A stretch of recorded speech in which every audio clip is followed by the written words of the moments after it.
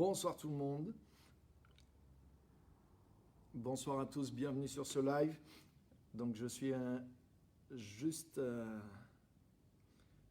à l'heure, j'ai eu un petit... Voilà, super. Donc tout fonctionne.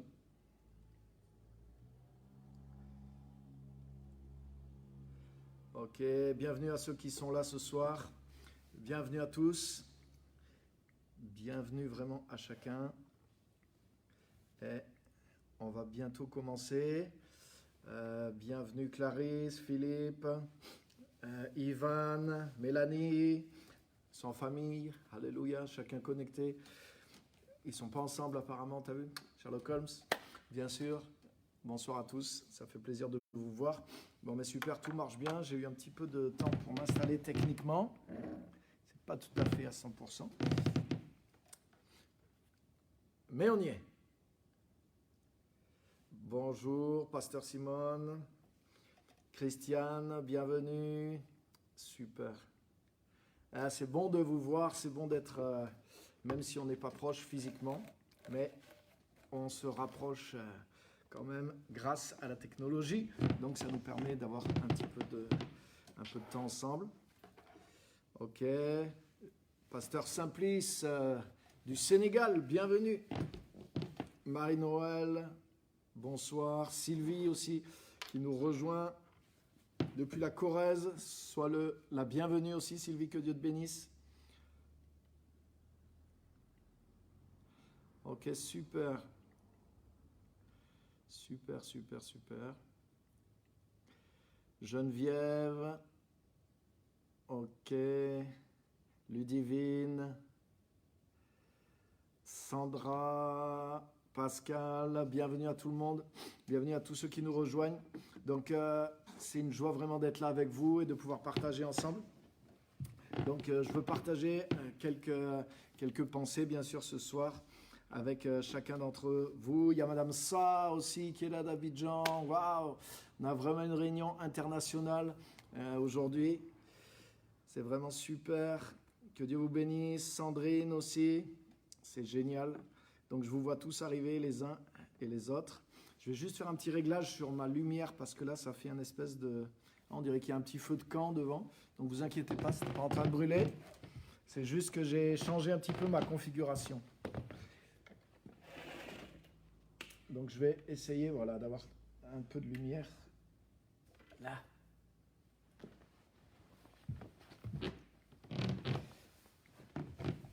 Ok. Ok. Odile, Virginia. Bienvenue. Voilà, super. Moi, je pense que ça fonctionne pas mal. C'est mieux là, la lumière. Hein? Le son, j'espère que le son va bien pour vous. Je vais essayer de me rapprocher encore un tout petit peu du... Voilà. Voilà, pour qu'on ne soit pas gêné et qu'on ait un bon temps ensemble. Alléluia! Donc c'est vraiment super. Ce que je vous propose de faire, c'est juste de prier. On va prendre un petit temps pour commencer ce moment-là avant de partager le message de ce soir. Et j'ai vraiment de bonnes choses à vous partager, comme d'habitude. Et c'est des choses qui vont vous aider, c'est des choses qui m'ont tellement aidé, moi aussi de mon côté. Et c'est le but un peu de ces réunions, vous voyez, c'est un peu différent de ce qu'on fait à l'église. Et j'essaie de partager des choses qui touchent vraiment à la vie pratique. Et c'est vraiment des choses qui touchent à la pratique. Et c'est pour ça que je veux que vous puissiez intervenir, commenter, poser des questions également. Et vous allez voir, je vais partager des choses qui sont vraies, qui sont pratiques aussi, et qui vont vous permettre de vous développer dans votre vie de chrétien de tous les jours et de serviteur de Dieu. Parce que tout chrétien, tout enfant de Dieu est un serviteur et une servante du Seigneur. Amen. Donc on va prier si vous voulez bien. Donc à la maison, si vous pouvez, disposez vos cœurs aussi et on va juste prier, on va demander la grâce à Dieu sur ces moments. Seigneur, merci de se retrouver en ligne. Merci pour toutes les personnes qui sont là et celles qui nous rejoignent. Et Seigneur, c'est vraiment une joie, c'est une grâce, c'est un privilège vraiment de te connaître, de marcher avec toi et de pouvoir te servir.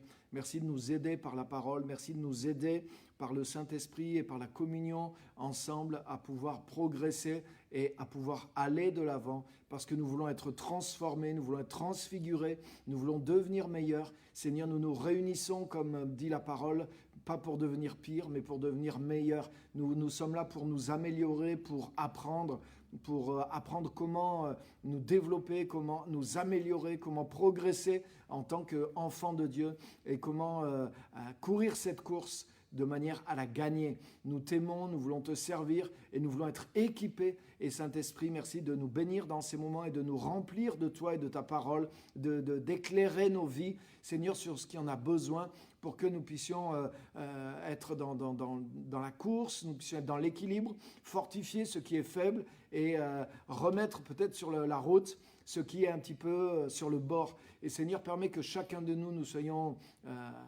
au maximum de ce que tu nous as donné, qu'on puisse fonctionner d'une manière optimale pour ta gloire. Et merci d'être là, Saint-Esprit. Merci de nous protéger, de nous bénir, de nous garder et de nous édifier pendant ces moments. Au nom de ton Fils Jésus, Père. Amen et Amen. Alléluia. Amen. Amen. Donc, bienvenue à tous ceux qui nous rejoignent encore, que je vois arriver. OK. Christophe, chère Linda, super de te voir. Le son est faible. Je vais crier plus fort. Myriam aussi qui est là. OK. N'hésitez pas à faire remonter si c'est pas assez fort ou s'il manque quelque chose. Valérie, on s'est vu tout à l'heure. Stéphanie, bienvenue. Marie-France, Flo, OK, super. Eh bien, écoutez, on va commencer sans plus tarder parce qu'il y a déjà pas mal de monde qui est là. Et ce que je voudrais partager un petit peu ce soir, c'est dans la suite un petit peu de ce qu'on a vu les fois précédentes. Et vous en rappelez, à part la fois où j'ai eu mon invité spécial, Livio, mais sinon depuis plusieurs semaines, je partage un thème avec vous sur les obstacles quelque part. Qu'est-ce qui nous empêche à nous, les enfants de Dieu, avec ce que Dieu nous a donné, avec le potentiel que nous avons maintenant. Déjà, naturellement, nous avons le même potentiel que n'importe qui et qui vient de Dieu aussi. Mais en tant qu'enfants de Dieu, nous avons des ressources surnaturelles. Nous avons un potentiel qui est augmenté par la puissance du Saint-Esprit, par la sagesse, la parole de Dieu, les dons de l'Esprit et toutes sortes de choses aussi, puisque la Bible dit que toutes choses concourent au bien de ceux qui aiment Dieu. Donc, nous avons des éléments pour glorifier Dieu, pour porter du fruit, pour amener notre vie chrétienne et le service que Dieu nous demande d'avoir sur cette terre. Nous pouvons l'amener plus loin et nous pouvons, comme il nous l'a dit, briller et être une influence et une bénédiction pour d'autres dans le monde. Et je sais que nous tous, c'est ce à quoi nous aspirons parce que c'est la vie pour laquelle Dieu nous a désignés et pour laquelle il nous a appelés.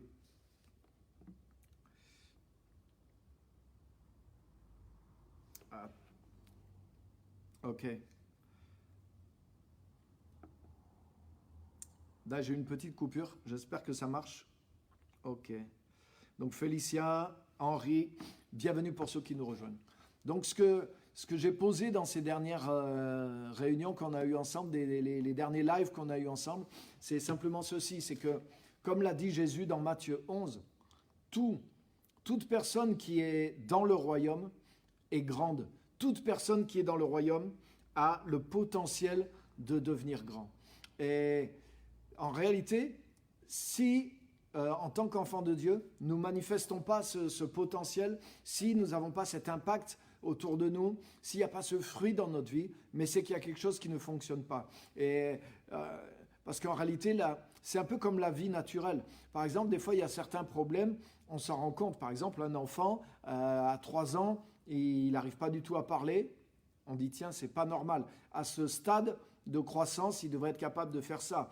Ou si un enfant, à partir d'un certain âge, il dépasse pas une certaine taille, mais on compare avec les courbes normales de croissance pour son âge, et en fait, on détecte qu'il y a quelque chose qui ne fonctionne pas normalement. Ce que je veux dire par là, c'est que la vie naturelle, mais elle se développe, et les capacités se développent c'est le processus normal. Et quand quelque chose ne fonctionne pas, mais c'est pas que la vie n'y est pas, mais c'est qu'il y a des obstacles à cette vie. Et si on enlève ces obstacles, mais la vie va absolument reprendre ses droits et le fruit va être porté. Et je voudrais vous dire, les amis, et ça va vous encourager, c'est que dans nos vies, mais on n'a pas besoin de tout pousser, tout ne repose pas sur notre force, mais la vie que Dieu a mis en nous, elle est une vie aussi, comme il y a dans les arbres, comme il y a dans les enfants quand ils grandissent, comme il y a dans les plantes qui poussent. Et c'est simplement si nous vivons la vie chrétienne normale et si nous enlevons les obstacles, alors cette vie, naturellement, elle va grandir, naturellement, elle va porter des fruits, naturellement, elle va avoir un impact. Donc ça ne veut pas dire qu'il ne faut rien faire, ce n'est pas du tout ça. Et d'ailleurs, ce n'était pas du tout mes messages, vous avez remarqué, au contraire. Mais ce que je veux dire par là, c'est que c'est pour ça que mon thème, c'est un petit peu d'enlever les obstacles. C'est un peu de repérer les choses qui, des fois, en tant que chrétiens, mais nous gardons, ou des obstacles dans lesquels nous butons, et du coup, ça empêche un développement de la vie de Christ en nous, ça empêche le développement de ce potentiel de Jésus en nous, et ça empêche l'impact de grandeur que Dieu a prévu pour chacun de nous. Donc on avait vu l'autre fois, un de ces obstacles, on l'a vu sur 2 sessions, qui était de trop dépendre de facteurs extérieurs, au lieu de dépendre de nous-mêmes, au lieu de faire avancer les choses, au lieu nous-mêmes de marcher avec Dieu et de faire avancer les choses, notre appel, etc. Nous dépendons de facteurs extérieurs, l'environnement, etc. Donc je ne veux pas le refaire, vous pouvez le réécouter si vous remontez le fil. Mais aujourd'hui, vous voyez, dans la même idée, on va voir des choses nouvelles et on va voir d'autres choses qui font que les enfants de Dieu sont retenus des fois et ne libèrent pas entièrement le potentiel de Jésus-Christ qui est en eux. Et je dirais que c'est dommage de s'être donné à Christ, c'est dommage de s'être engagé dans la vie chrétienne, d'avoir l'esprit, le salut, d'avoir tous ces dons de Dieu en soi, et que le plein potentiel ne se manifeste pas, que la gloire de Dieu ne se manifeste pas, que le fruit ne se manifeste pas, parce que dans un domaine, des fois on ne s'en rend même pas compte, mais on est coincé par quelque chose, une attitude, une manière de voir, et on n'a pas compris comment ça fonctionnait ça, ou on a laissé quelque chose nous rester sur notre chemin ou nous dominer. Et aujourd'hui, c'est ce qu'on va voir. On va voir comment on peut enlever les obstacles pour que la vie naturelle de Christ soit libérée et que le fruit puisse couler et puisse venir. Vous êtes d'accord ? Vous êtes prêts ? Amen. Super. Ok, on a Bruno qui est là, Sylvienne, bienvenue. On a Nana qui est là aussi, bienvenue aussi. Et on a Milka aussi qui est là aussi, de la région parisienne. Sois la bienvenue aussi. Donc que Dieu vous bénisse vraiment tous. Donc aujourd'hui, ce que je voudrais voir, c'est quelques attitudes, des mauvaises attitudes qui empêchent et qui bloquent aussi les chrétiens et qui empêchent les chrétiens d'être grands et d'aller dans la grandeur de Dieu. Et vous allez voir que ces choses-là, forcément, elles nous touchent plus ou moins les uns les autres, mais parfois, quand ces habitudes-là, ces attitudes-là sont fortes en nous, mais c'est des obstacles vraiment majeurs pour la vie de Christ et la grandeur de Dieu dans notre vie. Parce que c'est une réalité aussi, quand Jésus était sur terre, mais tout le monde n'était pas prêt à devenir vraiment un disciple de Jésus. Tout le monde, bien sûr, voulait recevoir, tout le monde voulait être béni, tout le monde, presque tout le monde, en tout cas dans les foules, tout le monde venait pour être là, c'était fort, c'était des bons moments, il y avait une grâce, il y avait des choses qui se passaient, il y avait des choses à prendre, à enseigner, des guérisons, des délivrances, il y avait de la fraternité, il y avait un espoir, donc il y avait quelque chose qui était une bénédiction instantanée. Mais devenir un disciple de Jésus, ça voulait dire aussi laisser le reste et vraiment s'engager dans cette vie-là. Ça voulait dire aussi un renoncement à beaucoup de choses pour pouvoir développer complètement le potentiel de Jésus en soi. Et ça, tout le monde n'était pas prêt à le faire. C'est pour ça que souvent Jésus se retournait et il disait aux foules, si quelqu'un veut me suivre, il faut qu'il renonce à lui-même, qu'il porte sa croix chaque jour et qu'ils me suivent. Donc ça veut dire qu'il y a une attitude de volonté et de renoncement à nous-mêmes chaque jour que nous devons avoir pour pouvoir développer ce potentiel de Christ qui est en nous. Il est en nous, mais pour qu'il prenne le dessus sur nous, il y a chaque jour une certaine attitude à avoir. Et l'attitude d'un disciple, c'est une attitude qui remplace les autres attitudes. Et je voudrais vous montrer quelques-unes de ces attitudes que nous devons enlever si elles ont encore des racines ou si elles sont encore présentes, voire même majoritaires dans notre vie. Donc je vous dis ça, ce n'est pas du tout de la condamnation, c'est de la formation. Moi, j'en ai besoin. Je ne suis pas du tout en train de dire je suis meilleur que vous, moi, je n'ai pas de problème. Et si vous n'y arrivez pas, c'est parce que vous ne faites pas ce qu'il faut. Ce n'est pas ça mon discours. On est tous en train d'apprendre et on est tous en train de progresser. Donc moi, je suis heureux si je découvre quelque chose et que le Saint-Esprit m'aide à discerner, mais là, change ça. Là, il y a quelque chose qui tourne pas comme il faut, ou si tu améliores ça, si tu penses de cette manière, si tu te lances dans cette façon de faire, mais ça va augmenter, tu auras plus de fruits, tu auras plus de résultats. Moi, personnellement, je suis continuellement en quête de ce qui peut me donner à m'améliorer. Donc, vous voyez, c'est plus dans un cadre de formation, et je ne suis pas du tout dans un cadre d'accusation ou de montrer du doigt. D'ailleurs, je ne connais pas vos vies si personnellement que ça. Et puis là, de toute façon, j'ai juste devant moi une caméra. Donc, je ne suis pas du tout dans cet esprit-là. Donc, je voudrais juste ouvrir quelques points qui sont des attitudes dont nous devons absolument nous débarrasser. Donc, la première de ces choses,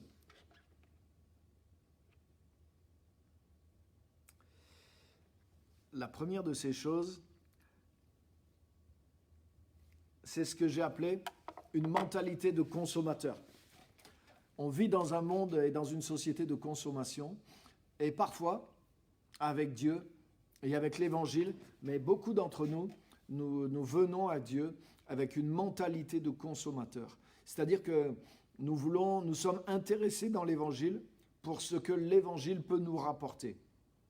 Et c'est vrai que l'Évangile peut nous rapporter énormément de choses, et en fait, Paul dit même que dans l'Évangile, il y a la promesse de la vie présente et de la vie future.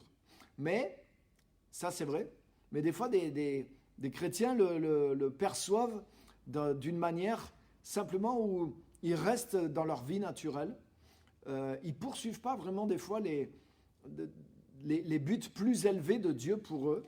Et en fait, pour eux, la vie chrétienne, c'est une succession. En fait, leur but, c'est de cumuler un maximum de bénédictions. Donc le salut est une bénédiction, et une fois que tu es sauvé, que tu es pardonné, le pardon bien sûr, c'est une bénédiction en ta faveur. Et après, ils cumulent les bénédictions. Et des fois, cet évangile-là est prêché aussi, où, maintenant ça y est, tu es sauvé, maintenant c'est le mariage, maintenant c'est l'argent, maintenant c'est la prospérité, maintenant si tu es malade, c'est la guérison, maintenant c'est d'avoir une voiture, maintenant c'est d'avoir une deuxième voiture, maintenant c'est d'avoir ta maison, maintenant c'est d'avoir ta deuxième maison, maintenant c'est d'avoir telle ou telle chose de plus dans ta vie, maintenant c'est d'avoir des petits-enfants, mais tout ça par exemple, ou qu'il t'arrive tel exaucement, ou que... Donc, bien sûr, dans la vie chrétienne, nous voyons Dieu intervenir dans nos vies, dans nos affaires, et Dieu nous bénit, c'est vrai, Dieu nous donne des choses, mais toutes ces choses-là ne sont pas le but de la vie chrétienne. Donc, Dieu est bon, mais la Bible dit que, par exemple, Dieu fait lever son soleil sur les bons et sur les méchants. Donc, en fait, même certaines bénédictions qui t'arrivent terrestres ne sont pas réellement une bénédiction. Elles ne te distinguent pas en tant qu'enfant de Dieu. La vraie bénédiction pour un enfant de Dieu, c'est de grandir dans la connaissance de Dieu. La vraie bénédiction pour un chrétien, c'est de se vider de nous-mêmes et d'être de plus rempli de Jésus-Christ. En réalité, notre vraie personnalité, elle émerge lorsque nous sommes remplis du Saint-Esprit. De la même façon qu'une flûte, par exemple, mais c'est lorsque le souffle la traverse que l'instrument, la qualité de l'instrument est meilleure. Si vous jouez, par exemple, sur un piano qui est médiocre et que vous jouez sur un très grand piano, mais quand le maître joue de l'instrument, c'est là que la personnalité de l'instrument se révèle et la qualité de l'instrument se révèle. Mais c'est la même chose. Je dis ça pour dire que quand on dit que, je viens de dire que la bénédiction pour un chrétien, c'est se vider de soi Pour être rempli de Christ, ça ne veut pas dire que Dieu nous dépersonnalise, ça ne veut pas dire que nous devons renier notre personnalité, pas du tout. C'est au contraire, lorsque nous sommes saisis par Christ, c'est là que le meilleur de notre identité, de notre personnalité peut se manifester, de nos dons, de ce que nous sommes, mais nous sommes débarrassés de ce qui est charnel, de nos affections charnelles et de toutes sortes de choses. Donc il y a une grande différence entre aspirer à être rempli du Seigneur pour pouvoir le servir, pour pouvoir être comme lui, pour pouvoir être une bénédiction pour les autres, pour pouvoir faire la volonté de Dieu, pour pouvoir manifester son caractère, sa nature et ses œuvres. Il y a une différence entre un chrétien qui voit ça comme sa bénédiction suprême et qui tend et qui travaille pour que ces choses se produisent en lui, et un chrétien qui cherche juste à ce que Dieu intervienne le plus possible dans sa vie pour cumuler toutes sortes de bénédictions terrestres. Même certains pensent que, par exemple, Dieu va leur donner des raccourcis. Avec Dieu, tu peux plus te tromper. Avec Dieu, tu vas réussir ton mariage. Avec Dieu. Mais vous voyez, c'est pas faux non plus. Mais toutes ces choses-là, c'est pas le but. Être chrétien, c'est pas avoir plus de chance sur terre parce que Dieu est avec toi. C'est pas le but de la vie chrétienne. Même si des fois ça t'arrive, même si des fois tu peux dire waouh, là c'est vraiment là Dieu qui m'a fait progresser. Mais il y a des fois, le fait d'avoir Dieu, le fait de vivre la vie chrétienne, mais sur certains plans humains, il y a certaines fois tu réussis moins que d'autres dans certains domaines. Et c'est la vérité aussi. Je n'ai pas d'exemple en tête, mais par exemple, si tu prends la vie de l'apôtre Paul, on ne peut pas dire qu'il a eu une vie, il avait sûrement la paix intérieure, c'est sûr. Même en prison, il était dans la joie, mais il est passé quand même par le naufrage, la trahison, il a été fouetté, il a été persécuté, il a vécu une vie terrestre vraiment chaotique. Et donc, il ne voyait pas du tout Dieu et l'Évangile comme un moyen de vivre une vie paisible, tranquille, bénie et prospère, et une vie de possession et d'un cumul de bénédictions matérielles ou terrestres. Pas du tout. Donc, vous voyez ce que je veux dire par une mentalité de consommateur. Et malheureusement, des fois, c'est l'évangile qui est prêché encourage cette mentalité-là. Et elle n'a pas besoin d'être vraiment encouragée parce qu'elle est déjà assez présente dans l'homme naturel. Hein. L'être humain, il pense à lui. Il y a une mentalité un peu, voilà, moi-même, ma famille, mon petit truc. Donc bien sûr, Dieu nous bénit dans ce domaine, il n'y a pas de souci, mais ce n'est pas le but de notre vie chrétienne. Et une des choses qui nous bloque en tant qu'enfants de Dieu, c'est si nous avons développé cette mentalité de consommateur vis-à-vis de Dieu et vis-à-vis de l'Évangile. Et quand nous sommes dans cette mentalité de consommateur, mais nous ne poursuivons pas ce qui a réellement du prix, ce qui a réellement de la valeur, ce qui a réellement un intérêt pour le monde, pour la gloire de Dieu et pour nous-mêmes. En réalité, le vrai sens de la vie, nous le découvrons quand nous dépassons ces choses-là, quand nous dépassons juste notre cadre, notre propre bénédiction. Hein, David, dans le psaume 23, il disait « Tu induis ma tête et ma coupe déborde ».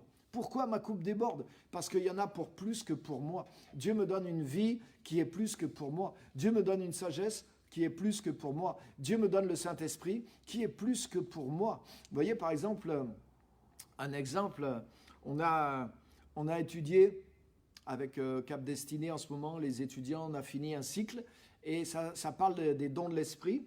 Donc c'était vraiment super, on a étudié les 9 dons de l'Esprit.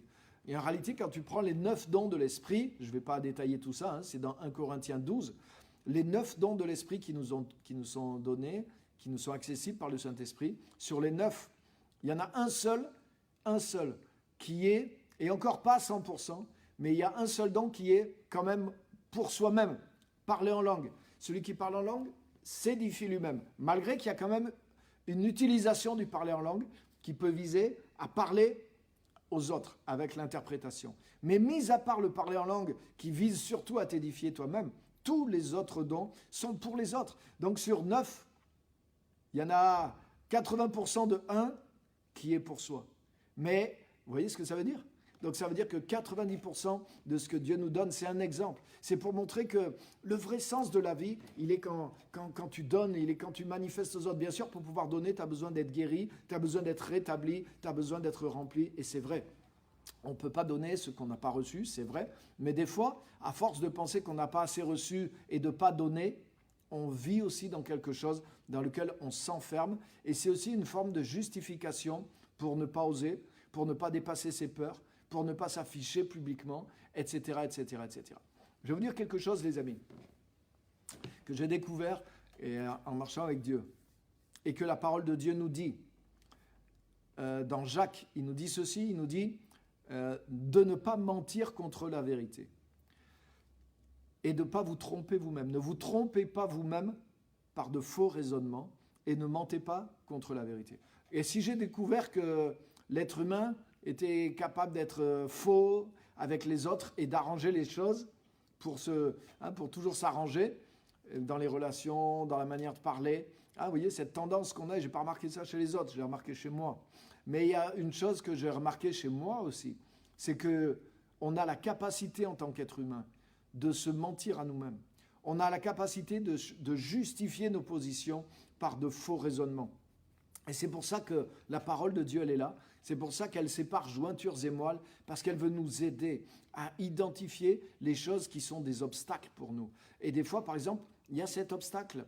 Et quelqu'un qui va toujours dire « mais moi, je ne suis pas assez prêt, je ne suis pas assez formé, je ne suis pas assez guéri intérieurement, moi, je ne peux pas donner aux autres, moi, je n'ai rien à apporter. » Donc, ça paraît humble, ça paraît raisonnable, mais des fois aussi, ce qui se cache derrière ce raisonnement, c'est nos propres excuses aussi, pour ne pas s'afficher publiquement pour Christ, pour ne pas dépasser nos peurs, pour ne pas aller au-delà de notre zone de confort. Et c'est des faux raisonnements qui retiennent aussi des chrétiens pour ne pas avancer dans la grandeur. Et en tout cas, on viendra sur ça tout à l'heure, mais le premier point que je voudrais lever, c'est ça, c'est cette mentalité de consommation. Et aujourd'hui, dans l'Église, les amis, il y a beaucoup trop de ça. Même des fois dans les témoignages. Des fois, tu fais témoigner quelqu'un, il va témoigner, voilà comment il a eu telle voiture ou comment il a eu telle somme d'argent qui est rentrée. Donc des fois, gloire à Dieu, c'est vrai que c'est des vrais témoignages qui peuvent édifier et qui peuvent montrer quelque chose sur Dieu. Amen.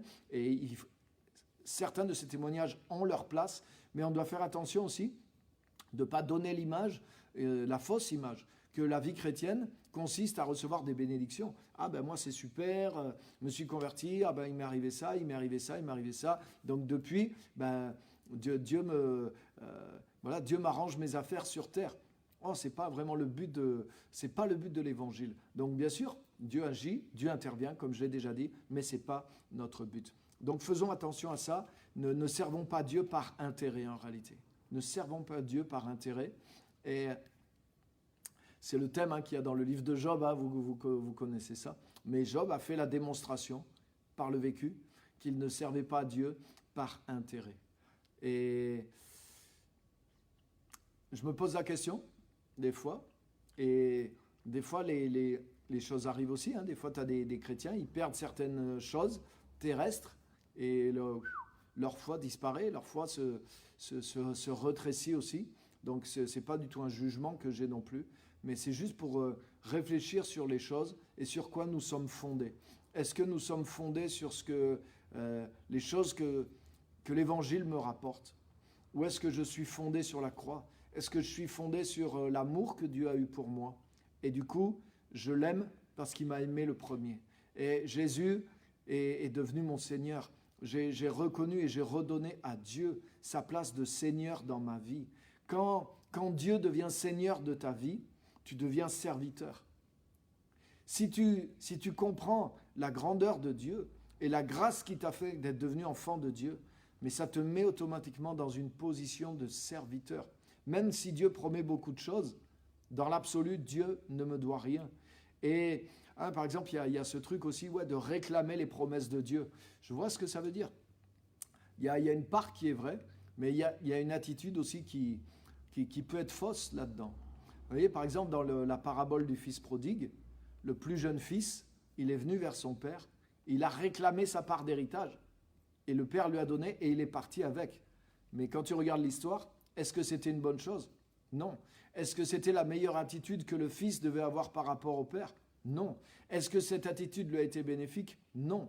Donc, il y a, vous voyez, des fois, dans certaines choses, expressions et pratiques, on doit bien tout peser. Et en tout cas, ce qui va vous aider à voir où est la limite, c'est cette expression-là que je suis en train de développer, une mentalité de consommateur.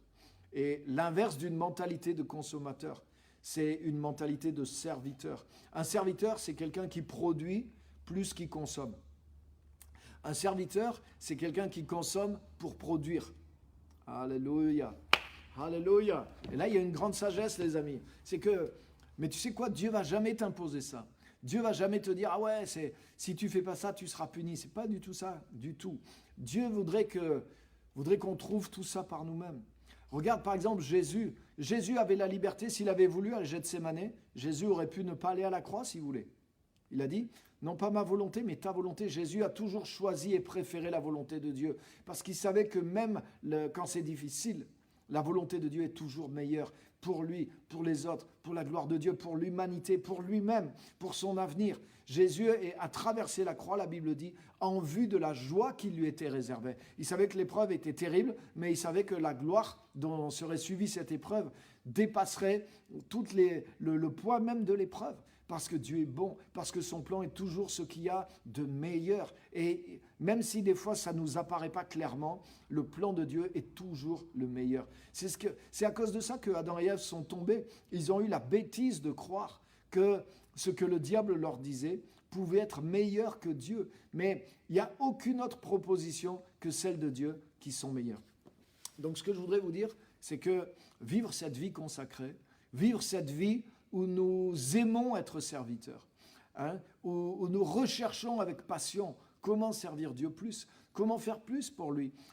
Cette vie où nous sommes attentionnés, passionnés, dévoués, consacrés parce que nous aimons Dieu, parce qu'à chaque fois que nous pouvons le servir, à chaque fois que nous avons l'opportunité d'aller plus loin avec Dieu, peu importe ce que ça nous coûte, mais à chaque fois c'est du progrès, à chaque fois c'est la bénédiction, à chaque fois c'est le salut, à chaque fois c'est des fruits. Et là quand je dis la bénédiction, je ne parle pas de récompense physique, matérielle. Le servir Dieu, ça ne paye pas en argent, et ce n'est pas du tout le but, mais les récompenses que tu as dans le fruit qui est porté, dans le développement que tu vis en toi, au travers des autres, dans le de voir plus Dieu à l'œuvre dans ta vie, dans la passion que tu as pour Dieu. Cette passion est récompensée. Cet amour que tu as pour Dieu, pour son peuple, pour son œuvre, est récompensé par les fruits que Dieu te donne. Alléluia. Et c'est ça notre récompense, c'est de voir les fruits de notre service pour le Seigneur. Mais tu vois, pour aller là-dedans, il faut que ça vienne de ton cœur. Et c'est toute cette transformation qui vient au fur et à mesure que tu grandis avec Dieu.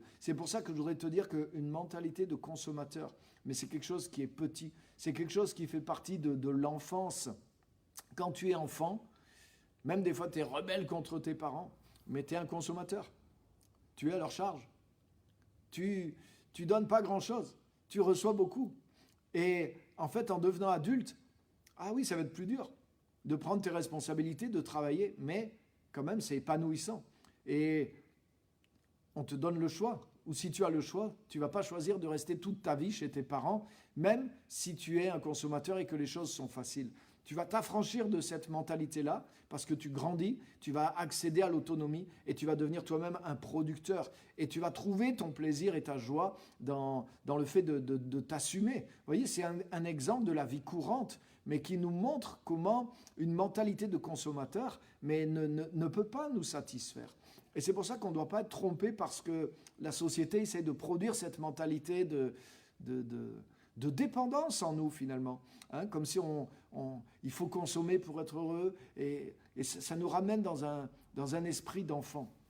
Mais Dieu veut nous amener dans un esprit de grandeur, un esprit de responsabilité, un esprit de prise de position vis-à-vis de lui, de son service, avec passion. Et lorsque nous quittons cette mentalité de consommateur, que nous devenons des serviteurs, que nous devenons des producteurs, même sans rien avoir en retour, mais nous sommes réellement heureux, nous sommes réellement bénis, nous avons découvert quelque chose de plus grand que nous. Dieu est réellement au centre de notre vie. Vous voyez, quelqu'un qui a une mentalité de consommateur, c'est quelqu'un qui est au centre de sa propre vie. Et tout tourne autour de lui, de ses sentiments, de ses frustrations. Il faut répondre à ses besoins, il faut encore répondre à ses besoins. Vous voyez, c'est l'immaturité. Mais lorsque nous sommes dans la maturité humaine et avec Dieu, mais nous pouvons fournir, Nous voulons bénir les gens. Nous pouvons servir. Nous pouvons donner de nous-mêmes parce que nous sommes nous-mêmes enrichis. Nous sommes enrichis par Dieu et nous pouvons enrichir le monde et les autres. Et en enrichissant le monde, en manifestant Dieu, en recherchant la gloire de Dieu. Mais l'enrichissement qui se produit même pour nous au travers de tout ça, il est extraordinaire parce que c'est devenu la passion de notre âme. Mais il faut que ton cœur soit changé pour que tu puisses trouver ce plaisir. Par exemple, quand la Bible dit « Fais de l'Éternel tes délices et il te donnera ce que ton cœur désire ». Ça veut dire que quand tes affections ont changé dans le bon sens, quand ton cœur est transformé et qu'il y a cette vraie passion pour Dieu, pour sa parole, pour tout ce qui touche Dieu, cet amour pour Dieu, cet amour pour le prochain, cet amour pour la vérité, cet amour pour la justice. Mais quand ces choses sont produites dans ta vie, tu es récompensé parce que tu aimes ces choses de manière profonde. Mais il y a un changement du cœur et la nouvelle naissance veut produire ça. Le fait d'être disciple de Jésus, c'est amener notre vie justement à développer ces choses-là. Mais pour cela, il faut se libérer de vieilles habitudes et de vieilles attitudes. Et honnêtement, les amis, libérons-nous. Et je vous encourage à identifier dans votre vie qu'est-ce qui est encore de cette mentalité de consommateur. Et vous ne pouvez pas amener ça dans l'Évangile. Vous ne pouvez pas exiger et vous ne pouvez pas faire de l'Évangile quelque chose, un objet de consommation. Vous ne pouvez pas faire de Dieu votre serviteur. Non. Mais vous pouvez faire de vous et de votre vie le service de Dieu. Et je terminerai juste en citant ça. Quelqu'un a dit ceci, tu peux pas, c'est impossible de faire passer Dieu en premier et de se retrouver le dernier. C'est-à-dire qu'à chaque fois que tu développes cette passion pour Dieu, cette passion pour le service, cette passion pour servir les autres, parce que servir Dieu, c'est servir les autres. Tu ne peux pas servir Dieu sans servir les autres. Le service pour Dieu passe toujours par le service du prochain. Et tu aimeras Dieu de tout ton cœur et tu aimeras ton prochain comme toi-même. Mais quand tu aimes Dieu réellement, tu commences à aimer les gens et tu commences à servir les gens sans qu'ils le méritent. Et pas pour le retour forcément que tu auras, mais simplement parce que toi-même, tu as compris le sens de cette vie-là. Ton cœur a changé et tu deviens comme Dieu. C'est-à-dire que tu es capable de donner à quelqu'un qui te donnera en retour, mais tu peux donner à quelqu'un qui te donnera rien en retour. Et je ne parle pas de matériellement simplement. Je parle de ta grâce, de l'amour, de ton temps, de ton service, des choses qui sont sur toi. Parce que tu deviens comme Christ, tu deviens comme Dieu, tu deviens comme les disciples de Jésus, parce que l'Esprit de Dieu prend la place en toi et il se manifeste. Pourquoi ? Parce que tu t'es libéré de cette mentalité de consommateur. Et je voudrais vous dire que, par exemple, dans l'Ecclésiaste, il y a cette parole où il est dit « Celui qui aime l'argent n'est jamais rassasié par l'argent ». Et c'est vrai. Quand on est dans une mentalité de consommateur, et vous le savez, si vous avez déjà eu, même des fois, des choses, on les veut pendant des années, puis quand on les a, des fois, au bout de pas longtemps, c'est déjà fini. Je ne sais pas si ça vous est déjà arrivé. Mais en tout cas, vous savez par l'expérience quelque part que consommer, avoir tout ce qu'on a envie, ça ne peut pas nous combler. Et il y a tellement d'exemples qu'on connaît tous. Bien sûr, c'est bien d'avoir les choses dont on a besoin et Dieu veille à ça. Justement, il dit que si on est détaché de tout ça, et si on cherche d'abord le royaume de Dieu et sa justice, tout le reste nous sera donné aussi. Mais le reste ne peut pas nous combler. Par contre, lorsqu'on se débarrasse de cette mentalité de consommateur, et qu'on commence réellement à être orienté vers Dieu, orienté vers les autres, orienté vers servir, orienté vers produire, orienté à cultiver notre vie spirituelle, notre vie intellectuelle, toute notre vie, à la cultiver pour en donner les fruits à Dieu et au monde pour le servir et devenir une bénédiction dans l'appel, le service que Dieu nous a demandé. Mais quand on vit cette vie-là et qu'on n'est plus des consommateurs simplement, mais qu'on est des serviteurs, et si on consomme, bien sûr, mais c'est pour produire. Mais quand on est dans cette vie-là, on a trouvé une vie qui nous comble. Et déjà, on a trouvé notre plénitude dans notre relation avec Dieu, et on a trouvé aussi cette plénitude dans le fait de servir Dieu et d'être une bénédiction pour les autres. Et cette bénédiction-là est une grande bénédiction qui n'a pas de prix. Et même si ça coûte quelque chose d'arriver dans cette vie-là, mais c'est quelque chose d'extraordinaire. Et quand on est là, on dit, mais ça c'est le vrai sens des choses, c'est le vrai sens de la vie.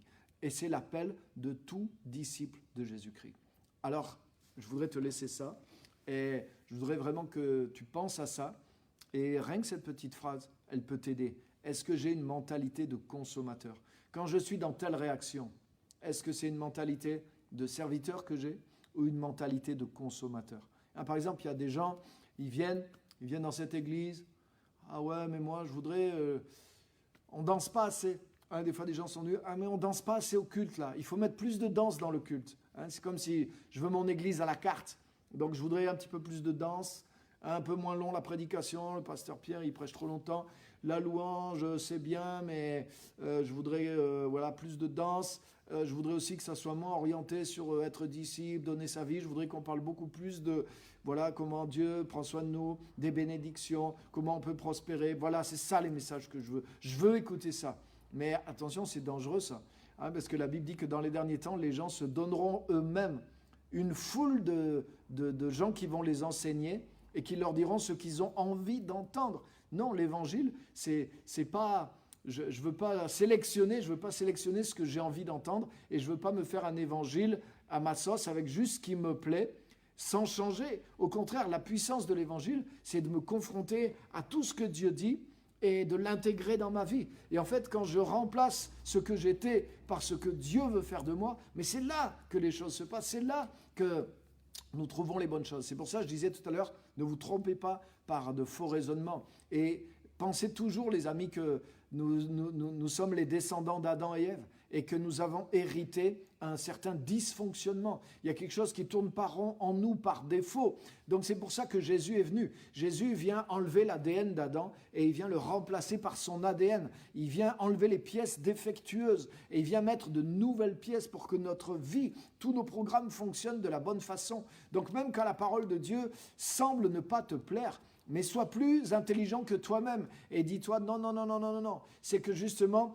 j'ai besoin d'enlever cette mentalité. Et si je remplace par la nouvelle mentalité, mais waouh, une fois que je l'aurai fait, je vais dire mais oui, bien sûr. Et je voudrais te dire, tu vas être gagnant et béni si tu te défais d'une mentalité de consommateur et que tu découvres cette mentalité de serviteur et cette mentalité de producteur pour la gloire de Dieu, pour l'humanité, pour la volonté du Seigneur sur la terre et pour aimer, servir Dieu et ton prochain. Amen. Voilà, donc c'est ce que je voulais partager avec vous. Donc là, je respecte bien mon timing et je voudrais que vous puissiez partager aussi pour qu'on puisse... je vais regarder les commentaires, je vais répondre à vos commentaires, interagir. Alors, allez-y, c'est à vous de parler et on va avoir un moment d'interaction ensemble. Donc, vous voyez, j'ai juste partagé un point aujourd'hui avec vous. Allez-y. Alors quelqu'un dit ici, l'évangile n'est pas un supermarché où je me sers seulement. Donc je deviens serviteur plus et un modeste consommateur. Amen, amen, amen.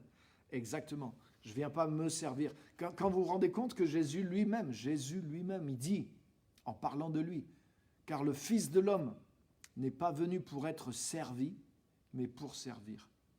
Waouh. Donc les gens disent « Ah, Jésus, c'est l'abnégation, c'est parfait. Il a fait ça pour nous, pour que nous, on n'ait pas... » Non.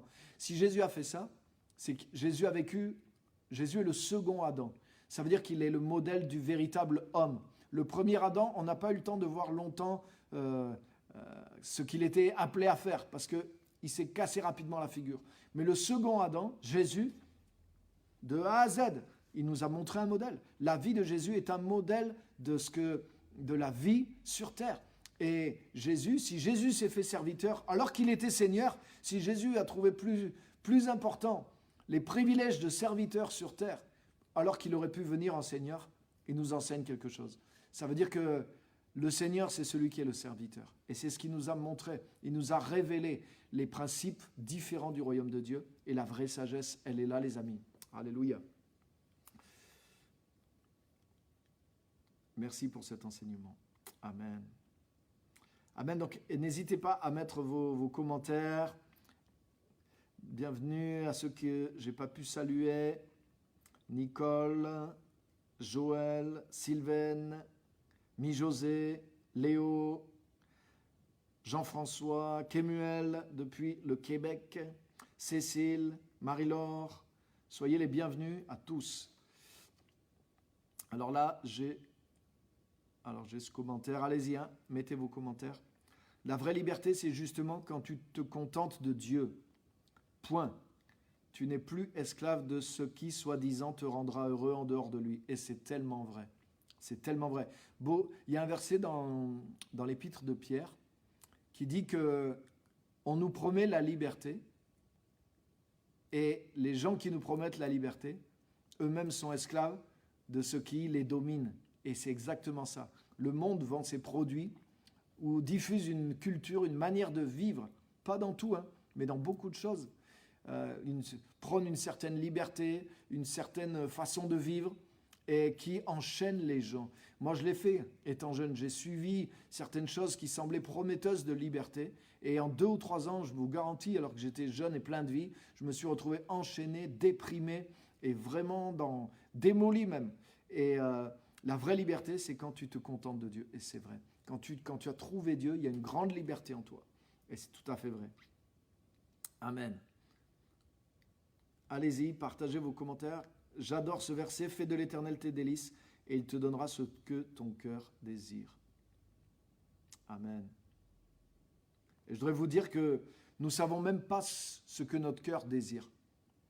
Ce que le soupir profond de notre esprit, nous ne le savons pas. Il y a beaucoup d'envie en nous. Et il y a beaucoup de choses autour de nous qui sèment de l'envie, qui sèment « Ah, si je fais ça, ça va être cool. Ah, si je fais ça, je vais avoir du plaisir. » Mais des fois, c'est vrai. Mais des fois, c'est vide. Des fois, c'est des mirages. Nous ne savons pas vraiment ce que notre cœur désire, ce qui va le satisfaire profondément. Et c'est pour ça que Dieu qui nous a fait, il dit « Fais de l'Éternel tes délices et il te donnera ce que ton cœur désire. »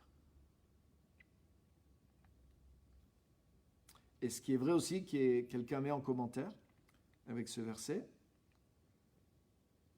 en fait, ton cœur désirera ce que Dieu désire, puisque tu auras fait de l'Éternel tes délices. Et c'est exactement vrai. C'est ce que je vous disais. Pour arriver là, il y a quelque chose qui doit changer en nous. Et effectivement, c'est ça le processus. Comme je fais de Dieu mes désirs, mon cœur change, et du coup, je me mets à désirer ce que Dieu désire. Donc, tout est en osmose, tout va ensemble. Alléluia.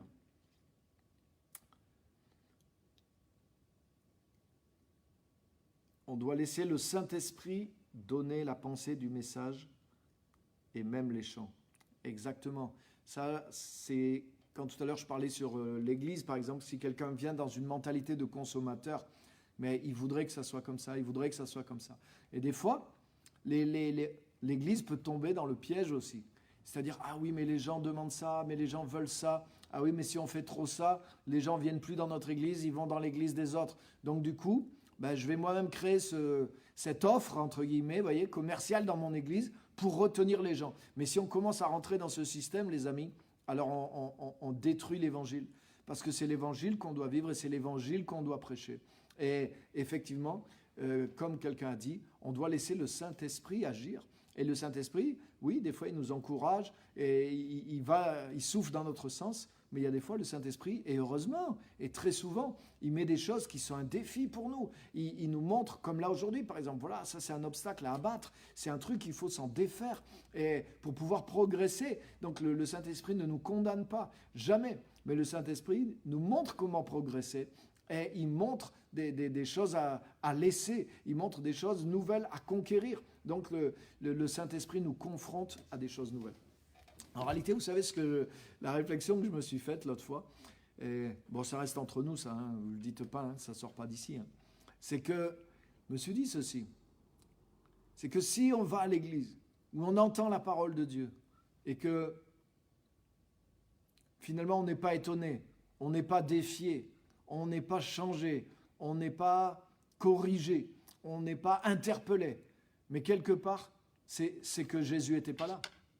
Parce que quand Jésus-Christ était là, les amis, mais à chaque fois qu'il parlait, mais attends, il y avait au moins une chose. Il n'y a personne, ou alors c'est que les gens avaient vraiment un problème.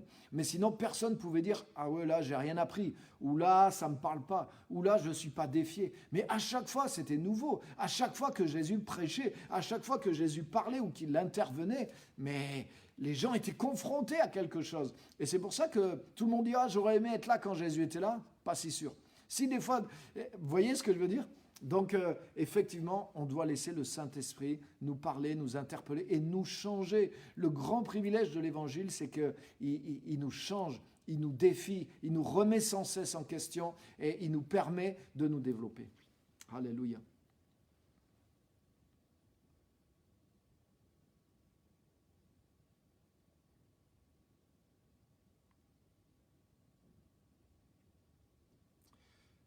La consommation dans le sens unique, où quelqu'un a marqué, je lis un commentaire, où on ne pense qu'à nous-mêmes n'est pas bien.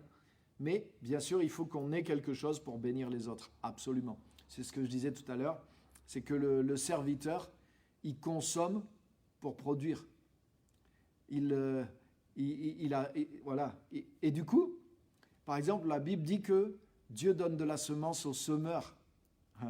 Alléluia. Donc, par exemple, des fois, des gens, mais telle personne, elle a plein de révélations. Mais peut-être si tu partages ce que Dieu te donne aux autres, Dieu te donnera plus. Et c'est pas peut-être, c'est certain. Si tu donnes de tes biens pour aider les autres et pour servir le Seigneur, Dieu va t'aider. Dieu fournit de la semence au semeur. Ça veut dire que celui qui consomme pour produire, il finit par recevoir plus que celui qui consomme pour lui-même. Parce que Dieu fournit de la semence au semeur. Alléluia.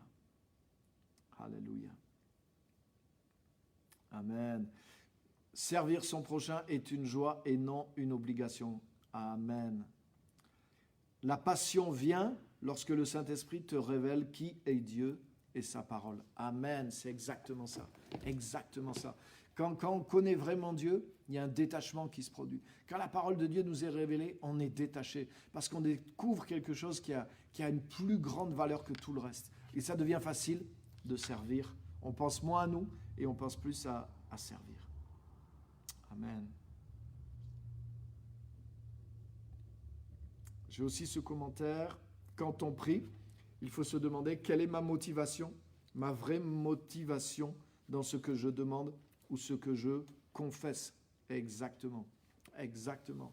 Des fois, c'est presque une espèce de manipulation. De dire, pour obtenir de Dieu, je vais déclarer ça. Donc, il y a une place pour des déclarations de foi. Le don de foi marche avec le fait de donner des ordres, etc. Et ça, c'est vrai. Mais je ne peux pas forcer les choses, surtout si ma motivation, comme ça a été dit là, si ma motivation, c'est purement des choses terrestres, charnelles, égoïstes, et que j'utilise des promesses de la parole de Dieu juste pour... je veux obtenir ça, je veux ça pour moi, je veux ceci, je veux cela. Mais je suis dans une espèce d'incantation spirituelle, entre guillemets, et une manipulation de la parole de Dieu, mais on ne peut pas manipuler Dieu. Je voudrais vous dire que c'est impossible de manipuler Dieu, et ça ne fonctionnera pas. Donc, des fois, malheureusement, on peut être dans une mentalité de consommateur, mélangée avec... un peu de religiosité, un petit peu de vie charismatique. Et des fois, on crée quelque chose, mais qui est sans puissance, et dans lequel Dieu n'est pas, dans lequel Dieu veut nous faire sortir aussi. Donc, faites attention à ça, les amis, parce que c'est quelque chose qui est très présent aujourd'hui dans le corps de Christ. Donc, restons concentrés, sachant que la plus grande bénédiction, c'est de servir. Donc ça ne veut pas dire je veux rien pour moi, je veux vivre dans la pauvreté. Non, c'est pas du tout ça que je suis en train de prêcher. Pas du tout. Au contraire, moi je crois à la bénédiction, je crois qu'on est large, je crois que Dieu nous bénit. Je crois dans ces choses-là. Mais c'est pas mon but. Ça, c'est ce qui vient pour m'aider et pour les besoins, que ce soit mes besoins, les besoins de l'œuvre aussi dans laquelle je suis engagé, dans le service dans lequel je suis engagé pour le Seigneur aussi. Donc ça, c'est vraiment important. Dieu est bon. Donc Dieu, t'inquiète pas, Dieu ne va pas oublier tes besoins. Et c'est ce que Jésus nous a enseigné dans Matthieu 6. Tout au long de Matthieu 6, il enseigne ça. Il dit justement, votre Père sait vos besoins. Donc, ce n'est pas la peine de répéter sans arrêt quels sont vos besoins à Dieu, mais cherchez d'abord le royaume de Dieu et sa justice.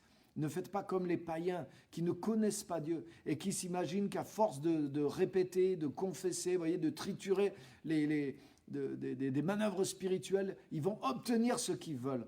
Voyez ? Parce qu'en fait, c'est cette mentalité de consommateur qui n'est pas bonne. Mais nous, on a accès à Dieu. On a accès à un domaine de révélation qui peut changer nos cœurs et créer de vraies aspirations pour des choses meilleures. Et c'est ça aussi qui va nous débloquer, qui va faire que nous-mêmes, aspirant à manifester le royaume, aspirant à servir Dieu, aspirant à manifester la grandeur de Dieu sur terre, mais nos prières vont commencer à s'orienter vers ces choses-là. Nos prières vont commencer à rechercher que le royaume de Dieu vienne sur terre. Ça va devenir notre vrai désir.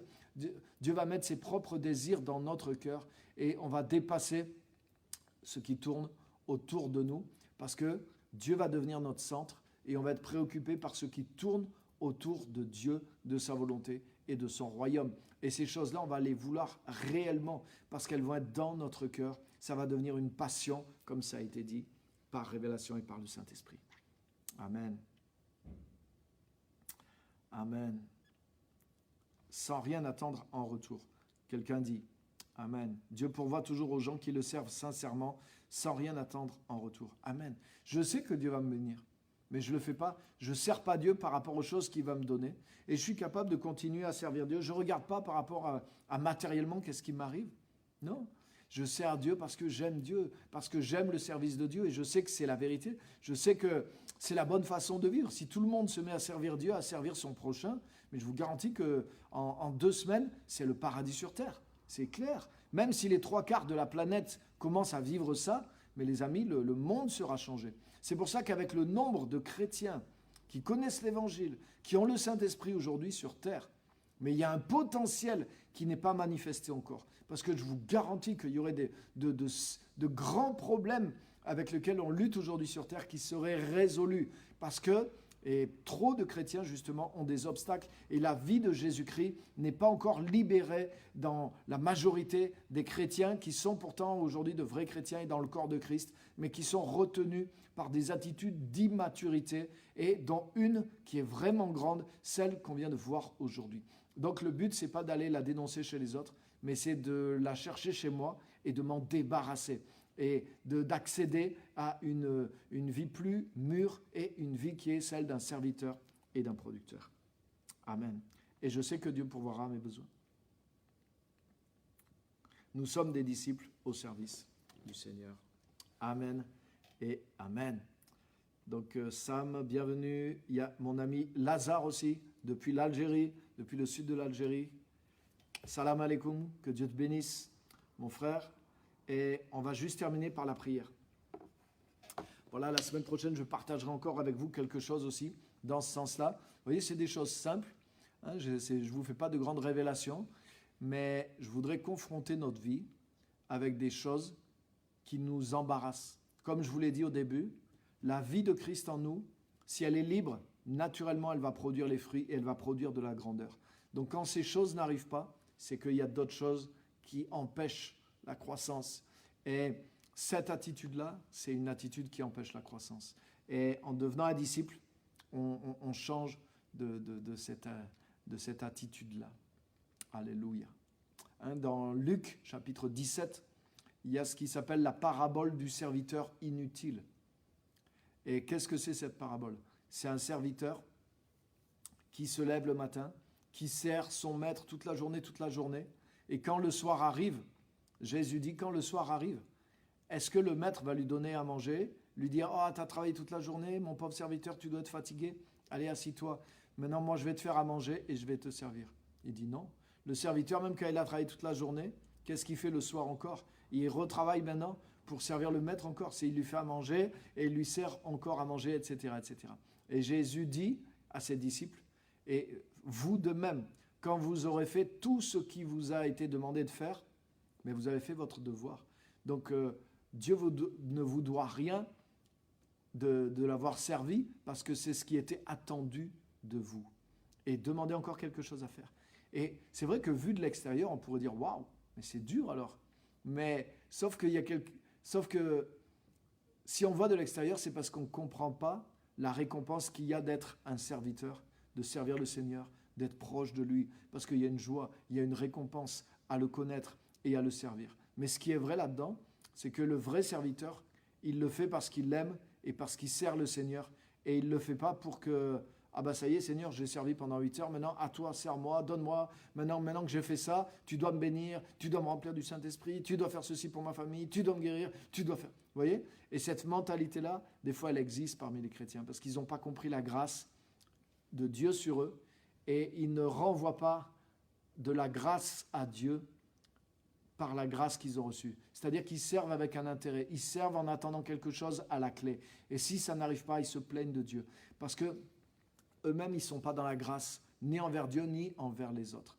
Et je parle de ça dans mon dernier livre, La loi de l'échange, dans le dernier chapitre. Je montre justement ce principe de la grâce. Et il ne vient pas juste de Dieu sur nous.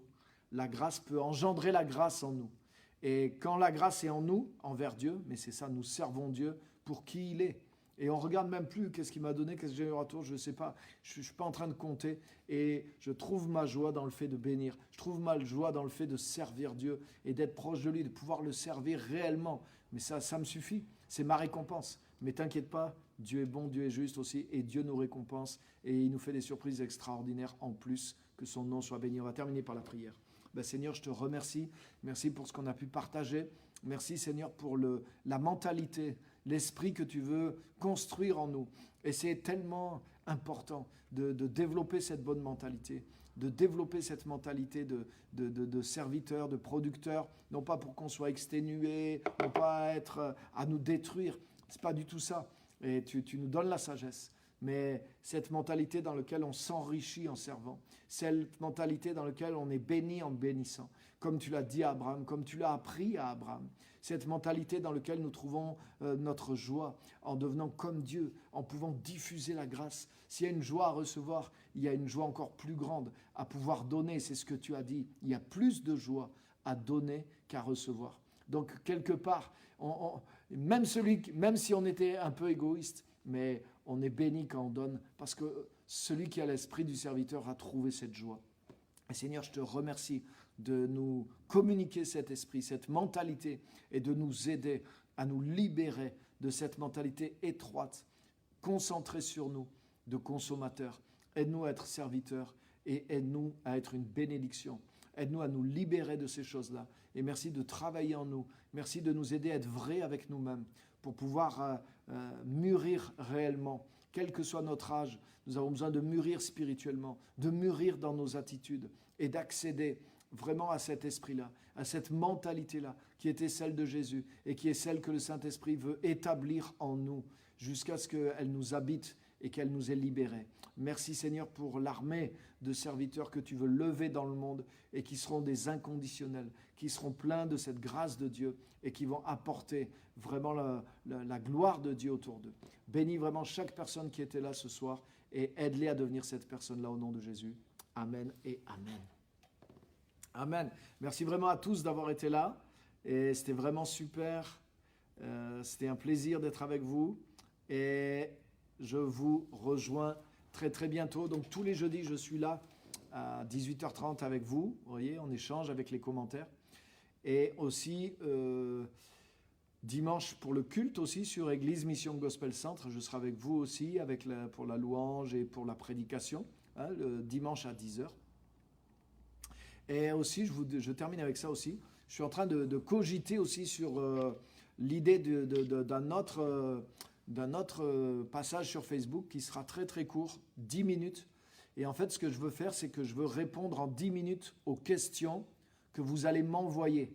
Donc si l'idée vous plaît, si vous trouvez ça cool, vous savez ce que vous faites, que ça soit sur Facebook en message privé ou par email, vous m'envoyez des questions que vous vous posez. Et franchement, toutes les questions, que ça soit d'argent, que ça soit le mariage, que ça soit spirituel, que ça soit la sexualité, des choses qu'on n'ose pas des fois demander dans l'église, je vais répondre à vos questions. Donc bien sûr, s'il y a une question qui revient 3, 4, 5 fois, je vais la traiter en priorité. Je ne dirai pas qui a posé la question non plus. Je vais juste dire, voilà, il y a cette question.